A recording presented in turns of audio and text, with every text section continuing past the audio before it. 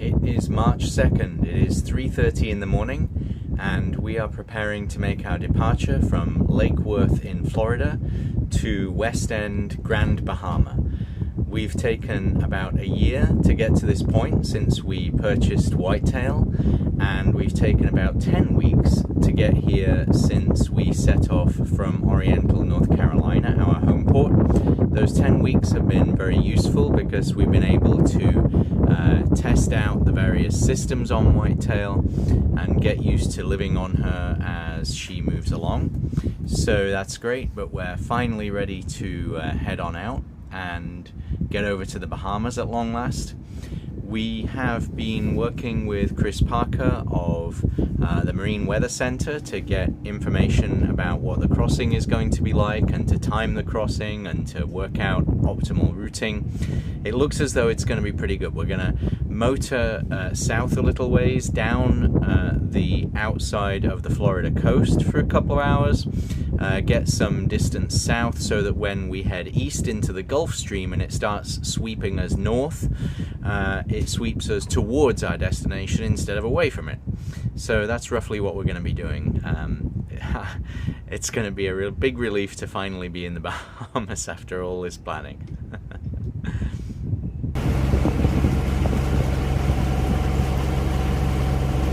Motoring north out of Lake Worth. Here's Dan at the helm.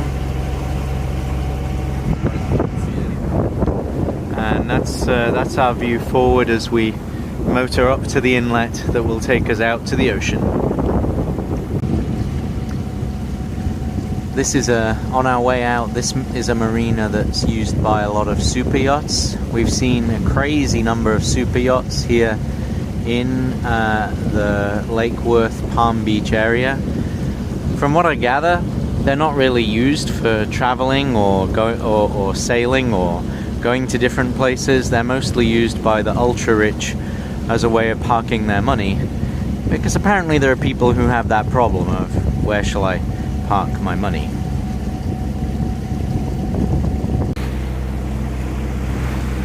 We're out in the Atlantic. We have been for about 45 minutes. In the dark it all feels very dramatic. You don't see the waves until they assail you. But as a little light starts to appear on the eastern horizon, you look out at the sea state and think, well, actually this is all pretty mild. It's nowhere near as bad as other conditions we've seen. It's all just a lot less dramatic as you start to have some light on the subject. I don't know how good the color rendition will be on the camera, but as the sun rises you can see the water here is taking on a different color entirely. A color of Caribbean blue. Today we're going to travel from Florida to the Bahamas. Specifically, we're going to travel from the area of West Palm Beach to the area of West End on the island of Grand Bahama. If you look on a map, that means we'll travel dead due east pretty much. However, you've got to allow for the Gulf Stream. The Gulf Stream is like a river of water flowing north through the ocean.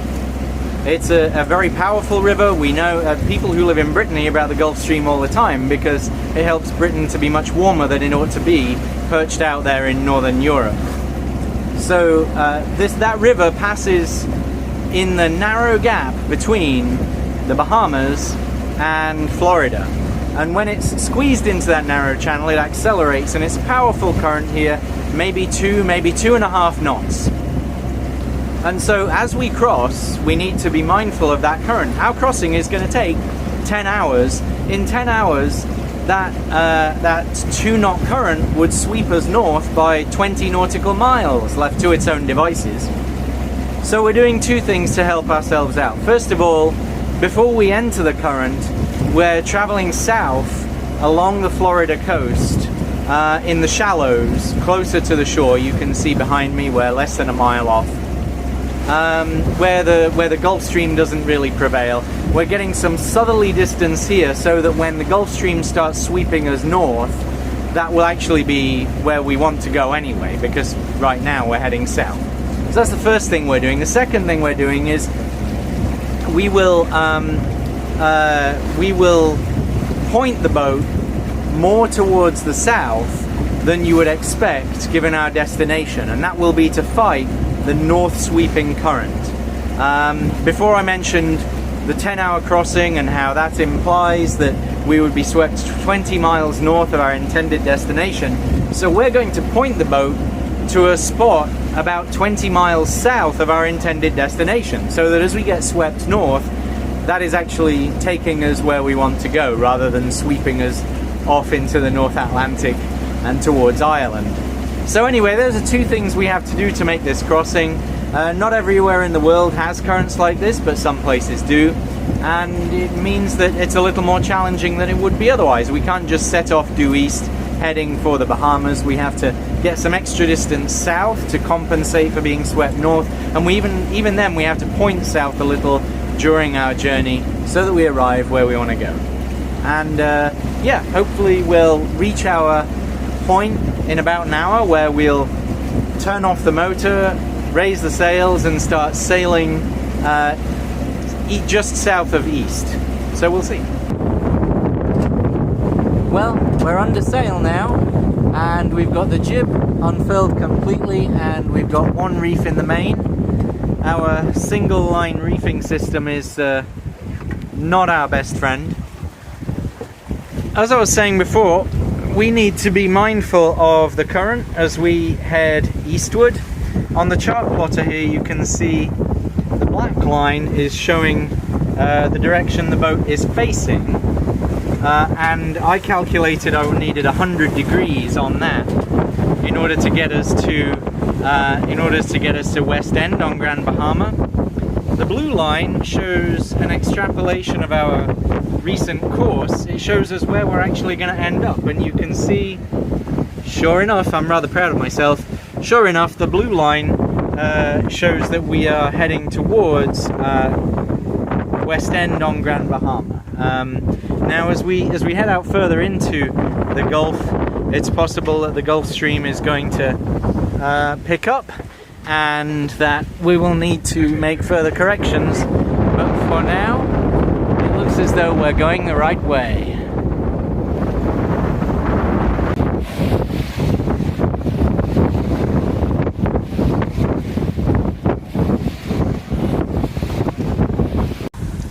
Okay, so our blue vector is still oscillating around about our destination, which is nice, but what have you got over there, Dan? All the boats that are in the way. Oh man, so these are just the ones on AIS. There are others presumably that aren't even bothering to transmit. Well, these are the ones that mostly that have to, the big ones like the super yachts and the cruise ships and the cargo ships. But yeah, it's busy in here. But okay. It looks a lot worse than it is. We don't see anybody. And then behind us we've got Florida and the US of A slowly dipping over the horizon, and the sea is all for us. Dan, the Gulf Stream flows from south to north. Is there any wind direction relative to that can cause really awful waves? Anyway, just period, you never want wind going against current. Right. It magnifies whatever normally happens when wind or current create a different situation or a weather event like waves. Right. So in the case of the Gulf Stream, which flows from south to north, what you don't want is winds from the north to the going south, right? It's fine if you're a cruise ship. In fact, a lot of times coming out of here, I don't cruise that much, but a few of them, I've noticed that I wake up, the first night as we're going through the Gulf Stream, and it's rough. But yeah, what can happen is you get a lot of confused waves, and it's just really miserable. So today, the winds coming from the south. And they have been for quite a long time, so there's been no situation to really warrant any sort of confused seas, which is often the term that's used. Right, which is why we've got really flat water out there. It's nice. Deceivingly, you know, it's almost too flat. We probably could use a little bit more wind. We could use a little bit more wind. Earlier on, we've seen 8 knots today very briefly. We've seen a lot of 7.5s. You're talking about hull speed, not wind speed, right? Oh yeah. Now I'm talking about our SOG.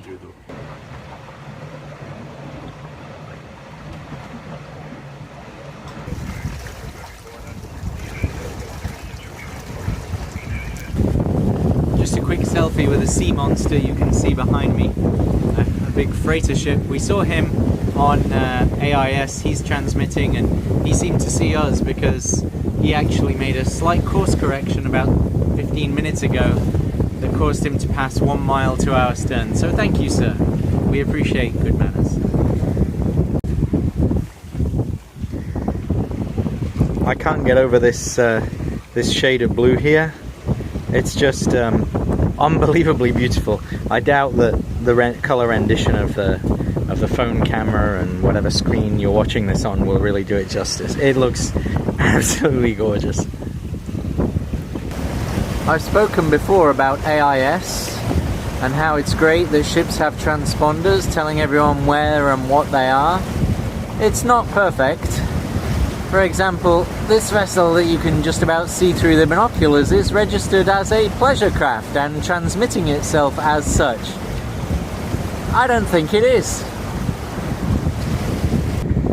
And as we get closer to Grand Bahama, we've put up our quarantine flag and our Bahamian courtesy flag.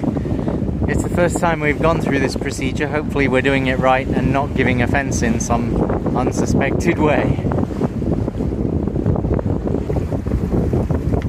Are we sailing again, Dan?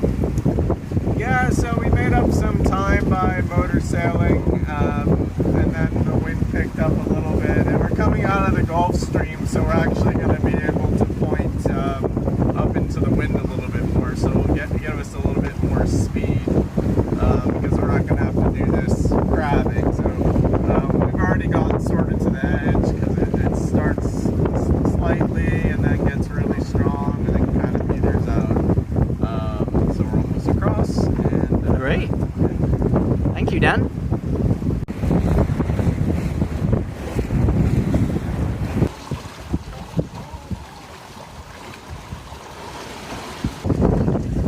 It's 2:30 and we've got a little ways left to go before we exit the Gulf Stream, and we've got 3 hours to go basically till we reach our destination of West End, Grand Bahama.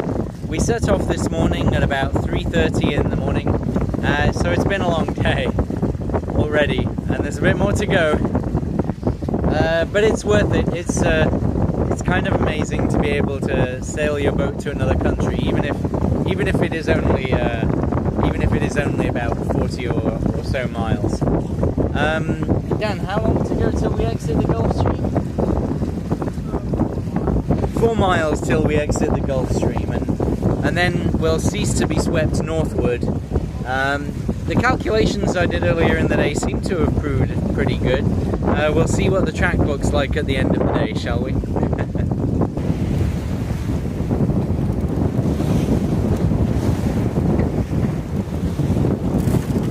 As short as this journey is, it's kind of a big deal for me and Dan. It's our first international sail, and it's the longest sailing voyage we've made on whitetail so far. The planning's very important, and we worked with Chris Parker at the Marine Weather Center to plan our departure. He was super helpful, helped us to identify this window. We are being chased by a front. We're gonna make it. There's no problem. We're being chased by a front. Florida's already feeling it. It won't get here until long after we arrive, which is good. We will therefore not be anchoring tonight. Most of our time in the Bahamas we want to anchor, but because this front's coming in, we're going to go into a marina. The marina is also super convenient for doing all of the customs and immigration check-in. So we'll go into a marina tonight, we'll ride out the front tomorrow, and we will then leave the day after, heading out to find a nice anchorage and start exploring. We're mostly looking at going to the Abaco Islands and the Berry Islands. We're not going to try getting down to the Exumas or anywhere like that. Not this year, maybe next year. There's many years ahead to explore all the wonders of the Bahamas and beyond, so we just want to have a nice straightforward time after all of the effort we put into getting whitetail ready throughout the year.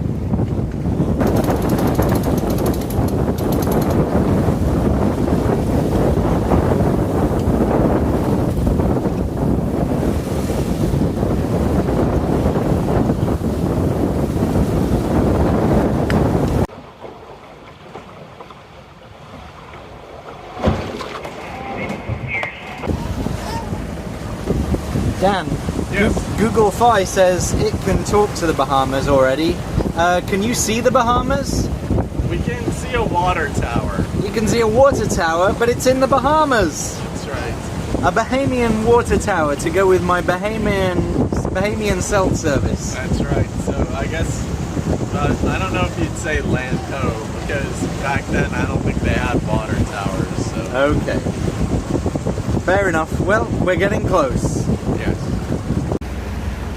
And we even have some whales to welcome us to the Bahamas. Although I don't know if any of that came through on my phone's camera. It is 7 p.m. and whitetail is alongside here in West End, Grand Bahama, on the government dock, the customs dock, so that's great. They kindly let us tie up here for the night, waiting for the customs officials in the morning. It's been a very long day, but it's been a really big milestone for me and Dan sailing together. Everything went fine, nothing went particularly badly, so tonight we're going to sleep well, that's for sure, and tomorrow we have to do customs and immigration. We'll also hunker down here during the bad weather, the gusts, 37 miles per hour they're saying, and then the day after we'll head on out and start exploring the Bahamas.